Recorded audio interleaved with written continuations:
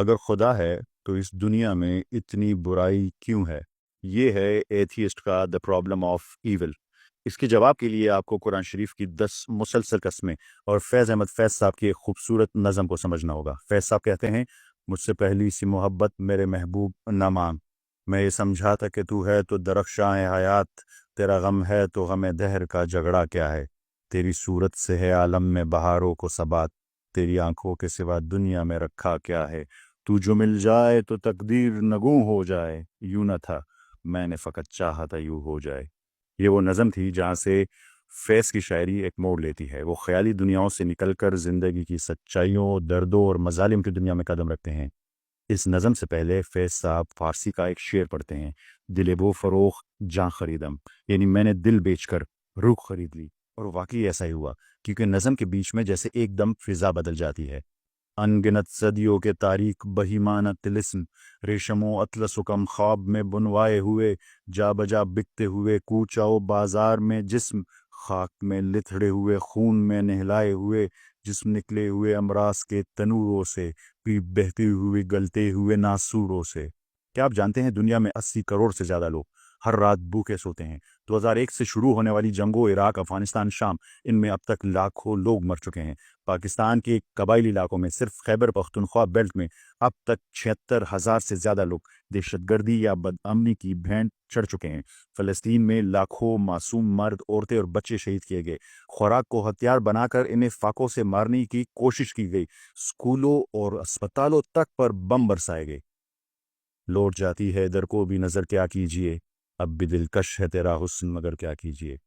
تو ایتھیسٹ سوال پوچھتے ہیں کہ اتنی برائی، اتنی بے رحمی، اتنی بے بسی، اگر کوئی خدا ہے تو یہ سب کیوں ہو رہا ہے؟ سوات کے ننھے فرحان کو ایک مدرسے میں اس کے استاد نے 5 گھنٹے تک بے رحمی سے مارا۔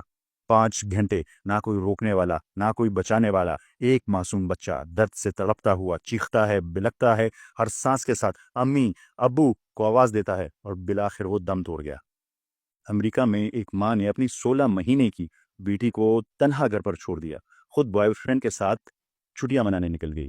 چھوٹی سی بچی، بھوکی، پیاسی، خوف سے لرزتی ہوئی، کبھی دروازے پر روتی، کبھی کسی کونے میں جا چھپتی، کبھی ماں کو آواز دیتی، لیکن کوئی نہیں آیا۔ وہ بلک بلک کر تھک گئی اور پھر ایک دن خاموش ہو گئی، ہمیشہ کے لیے۔ اسے کسی نے نہیں بچایا۔ یہ صرف چند مثالیں ہیں، ذرا اپنے ارد گرد دیکھیں، برائی ہر چہرے، ہر منظر، ہر سائے میں چھپی دکھائی دے گی۔ غنی خان بابا یہ سب دیکھ کر کہتے ہیں، خلق وائی راتا چشتہ دے، زروں میں ہم وائی چیئے، فو جہان ددا سخکاری لکا بے مالکا کور۔ ایتھیسٹ کہتے ہیں، If God exists, why didn't he save those kids?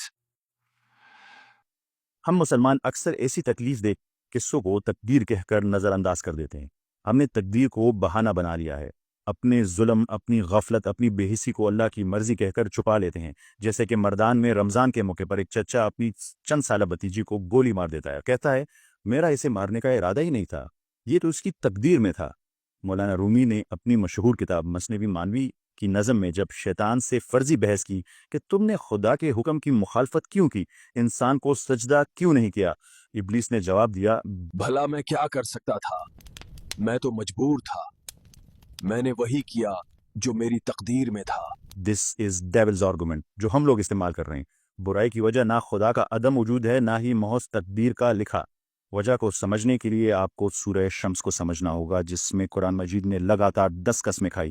سوچے عربی زبان میں ایک بھی قسم ہو تو وہ کسی غیر معمولی بات کی طرف اشارہ کرتی ہے، تو پھر ایسی بات جس سے پہلے 10 بار قسم کھائی جائے۔ یہ قرآن شریف میں لگاتار قسموں کی سب سے طویل تعداد ہے۔ ذرا سوچے، جب اللہ اتنی بار قسم کھائے تو اس کے بعد جو بات آ رہی ہو وہ کتنی غیر معمولی، کتنی اہم ہو رہی ہے۔ آخر وہ بات کیا ہے؟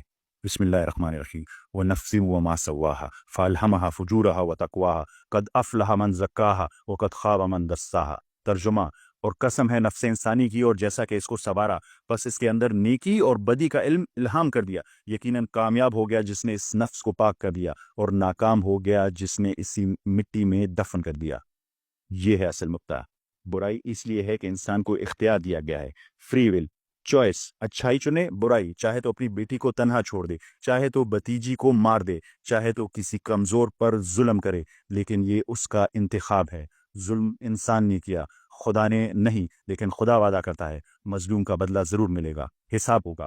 اسلام کے مطابق یہ زندگی کبھی نہ ختم ہونے والی زندگی کا بہت مختصر حصہ ہے، اور یہ مختصر حصہ صرف ایک امتحان ہے۔ امتحان یہ ہے کہ آپ کو آزادی دی گئی ہے کہ آپ خود چنیں، نیکی یا برائی، روشنی یا اندھیرا۔ برائی صرف برے لوگوں کی وجہ سے نہیں پھیلتی، یہ تب بڑھتی ہے جب اچھے لوگ خاموش رہتے ہیں، اور یہی خاموشی قیامت کے دن ان کے لیے بھی جواب طلب ہوگی۔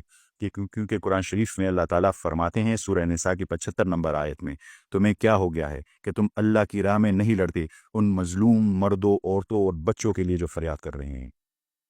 مطلب ایک اپنی مرضی سے برائی کا ارتکاب کر رہا ہے اور دوسرا آزاد مرضی سے اس برائی پر خاموش ہے۔ یہ اس دنیا میں برائی کی اصل جڑ ہے۔ ہاں، ایک ایتھیسٹ یہ پوچھ سکتا ہے You talked about Islam, but there are thousands of religions in the world, so how do we know that Islam is the only true religion?